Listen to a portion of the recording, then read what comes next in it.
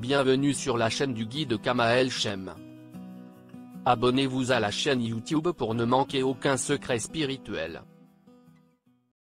Shalom, shalom, shalom, shalom, que le Seigneur nous bénisse, que Dieu soit avec nous. Je suis le guide Kamael Shem, prophète visionnaire et rabbin d'Israël. Aujourd'hui, nous allons parler un peu de l'Église catholique en Côte d'Ivoire. Est-ce que l'Église catholique en Côte d'Ivoire va avec sa destruction, ou bien l'Église catholique de Côte d'Ivoire saura se relever de tous les problèmes qu'elle a rencontrés en cette année 2019. Il faut dire que l'Église catholique a traversé des moments extrêmement difficiles dans cette période de 2019. Mais il faut préciser aussi que les problèmes de l'Église catholique n'ont pas commencé seulement en 2019. Ça fait quand même depuis quelques années, l'Église catholique est dans la tourmente. Et cette vidéo s'adresse non seulement à tous ceux qui sont enfants de Dieu, tous ceux qui ont Jésus-Christ comme Seigneur et Sauveur, puis tous ceux qui suivent le Seigneur au-delà de tout préjugé, puis au-delà de toute considération partisane. Parce qu'il faut le dire, effectivement, l'Église catholique a traversé le moment extrêmement difficile. Et nous constatons aussi que beaucoup de chrétiens catholiques mal enseignés et mal affermis se laissent aller à des choix religieux qui, en fin de compte, leur sont préjudiciables. Donc, il est très important que nous abordons des sujets qui vont éclairer la lanterne de plusieurs parmi nous. Aujourd'hui, je disais comme ça que l'Église catholique est dans la tourmente simplement parce que depuis quelques années, il y a une hémorragie au niveau de l'Église catholique. C'est une hémorragie où l'Église catholique perd énormément de membres. L'Église catholique perd beaucoup de personnes. Et ces personnes qui se détournent, pour la plupart de l'Église catholique, se retrouvent dans des problèmes plus graves que lorsqu'ils étaient à l'Église catholique. Voilà pourquoi il est important. Vous savez, le problème de nos pays, c'est que l'éducation scolaire n'est pas accessible au grand monde. Il y a beaucoup de personnes qui savent s'exprimer en français, qui savent parler en français, mais en réalité, ils n'arrivent pas à raisonner. Être diplômé, puis être un intellectuel, c'est deux choses bien différentes. Donc, on a beaucoup de diplômés, mais on a beaucoup de personnes qui n'arrivent pas à réfléchir de manière correcte. Parce que si Dieu a donné, on parle, c'est bien pour le parler de Jésus, mais si Dieu nous a donné un cerveau, Dieu nous a donné la capacité d'analyser les situations, c'est parce que Dieu veut que nous arrivions à apprécier le bien du mal. Nous faisons la différence entre le bien ou le mal, ou bien apprécier correctement une situation qui va se poser à nous. L'effet, de quoi s'agit-il réellement? Beaucoup de chrétiens catholiques se retrouvent dans la merde et dans les difficultés simplement parce qu'ils sont emportés à tout vent de doctrine. Je me rappelle, il y a un couple que j'ai connu, une famille chrétienne, très pieuse catholique, qui vivait tranquillement avec leurs enfants. Ils vivaient avec les enfants tranquillement. Lorsque le monsieur a commencé à rencontrer un certain nombre de problèmes professionnels. Bon, ce sont des choses qui arrivent, parce que quand tu travailles, il faut dire qu'il y a toujours des hauts, puis il y a des bas. Dieu a créé le jour et la nuit. C'est-à-dire qu'il y aura des moments où tout sera clair pour toi, et des moments où tu vas passer par des épreuves. Voilà pourquoi je dis qu'il y a des gens qui ont été vraiment très mal enseignés. Voilà pourquoi ils se laissent emporter dans ces situations qui leur sont préjudiciables. Et donc le monsieur, dans la recherche de prière, va en fin de compte quitter l'Église catholique pour s'attacher à un groupe religieux de moralité douteuse. Et en fin de compte, le pays est arrivé. Le monsieur a été renvoyé, sa femme s'est retrouvée dans les bras d'un autre, ses fils ont commencé à se prostituer, etc. La famille a été émiettée. C'est-à-dire qu'après 20 ans de vie tranquille avec sa famille, avec le Seigneur Jésus, il a été tenté d'aller voir ailleurs, tout simplement parce qu'il n'a pas compris que quand Dieu fait le jour, Dieu fait aussi la nuit pour éprouver notre foi. C'est tellement si simple à comprendre. Et les personnes qui ont approché ce monsieur ont apporté un certain nombre d'arguments qui l'ont poussé à quitter l'Église catholique.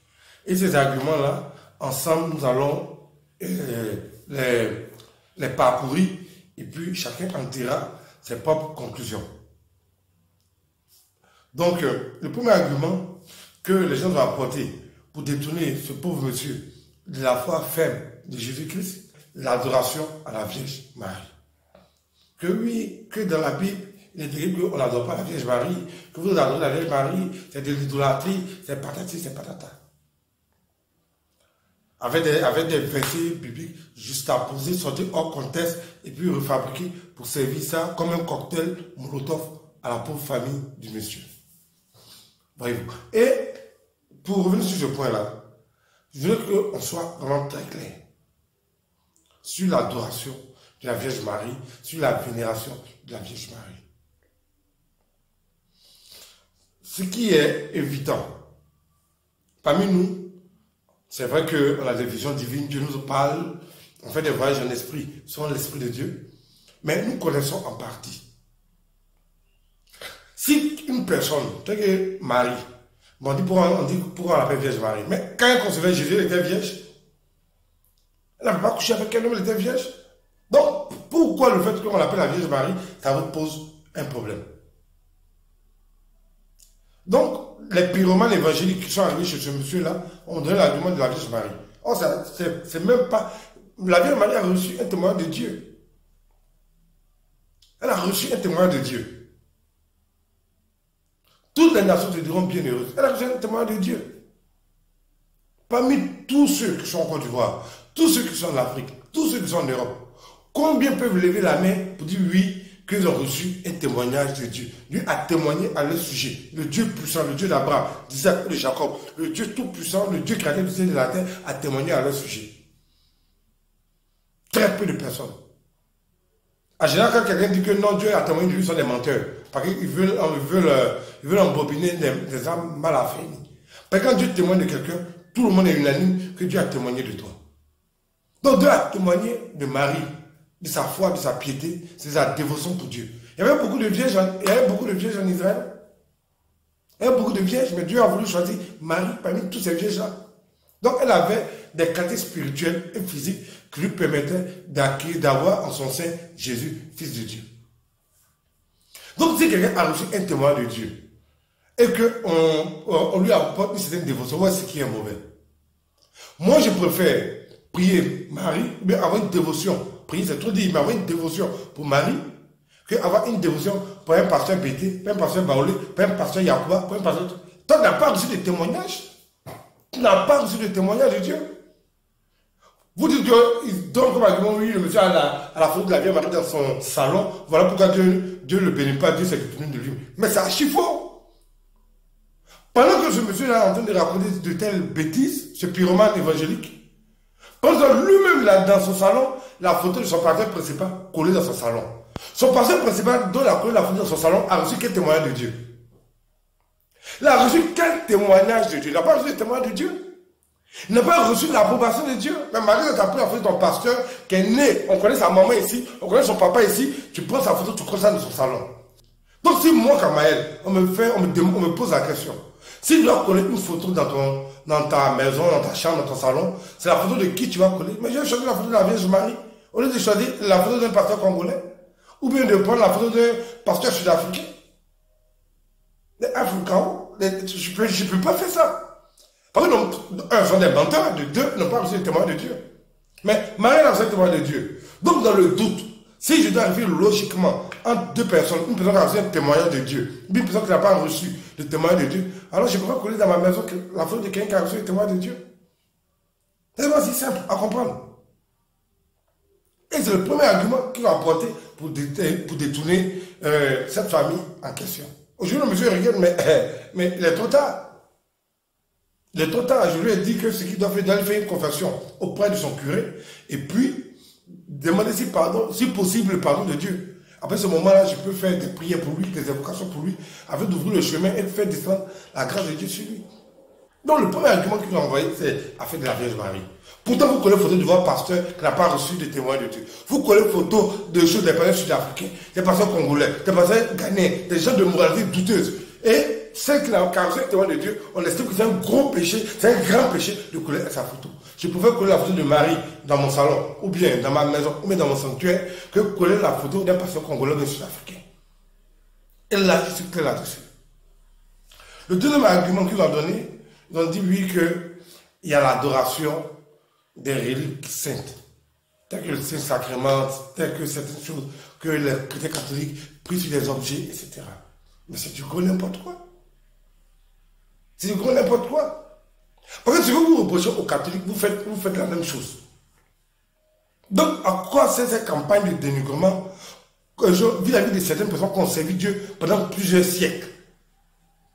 Parce que des gens qui ont servi Dieu pendant des siècles. Je ne vais pas dire pendant des mois, mais des années, pendant des siècles. Des gens qui ont battu pour la foi. Beaucoup de peuples sont morts à cause de la foi. Beaucoup de curés sont morts à cause de la foi.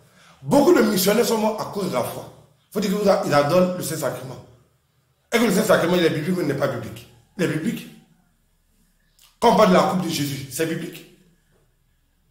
Donc, pourquoi vous dire qu'ils adorent des reliques?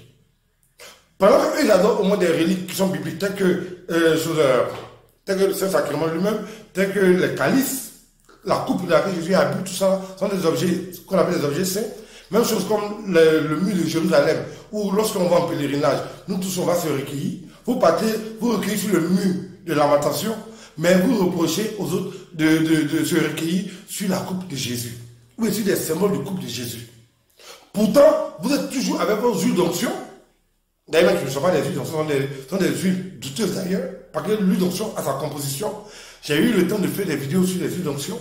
Donc, vous avez des huiles en griffe qui sont des huiles d'onction, parce qu'ils ne sont pas des huiles d'onction. C'est tout sauf des huiles d'onction.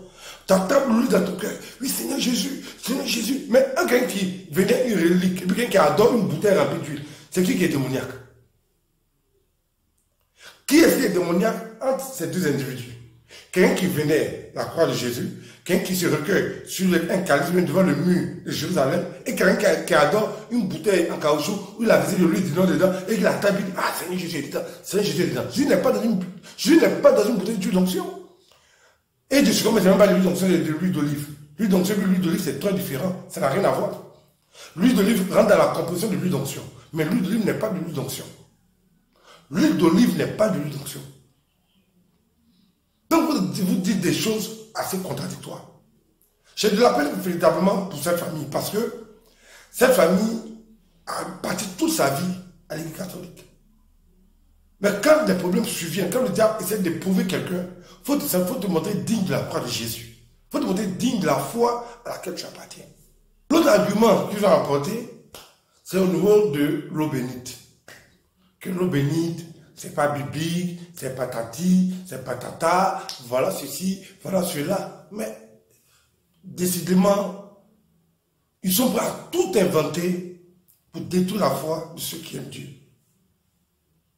Moi, je suis à Cocody. Il y a des pasteurs qui ont pris ces infidèles. Et je vais taire les noms parce qu'on est sur les réseaux sociaux. Donc, pour les mêmes fidèles là, pour les envoyer dans une eau qu'on appelle Abata, dans un quartier ici qu'on appelle Abata, qui est à Cocody, où il y a un courant, il y a de l'eau, il y a la lagune. Et ils vont laver les fidèles là-bas. Ils vont laver les fidèles au bord de l'eau à Abata.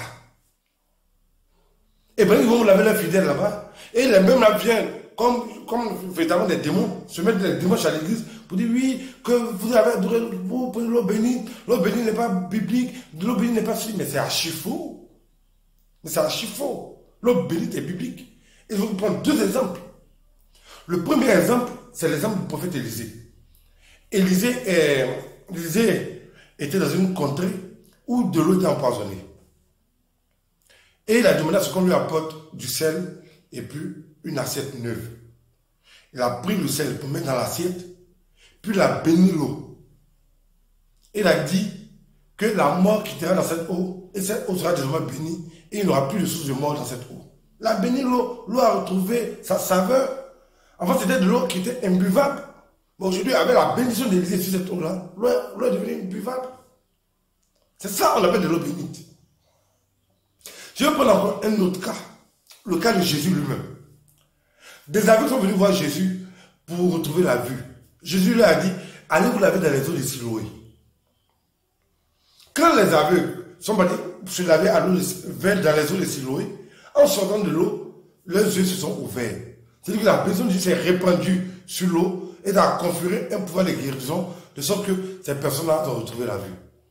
Ça, c'est de l'eau bénite aussi. Donc quand les gens disent que de l'eau bénite, ça n'existe pas, moi je ne comprends pas. Donc ce que Jésus a fait là, comment on appelle ça? Ce que le prophète Élisée a fait, il vous a pris un exemple dans l'Ancien Testament, un exemple dans le Nouveau Testament. Donc ce que Élisée a fait, c'est quoi? C'est de l'eau bénite. L'eau était empoisonnée, il a béni l'eau pour qu'on puisse la consommer.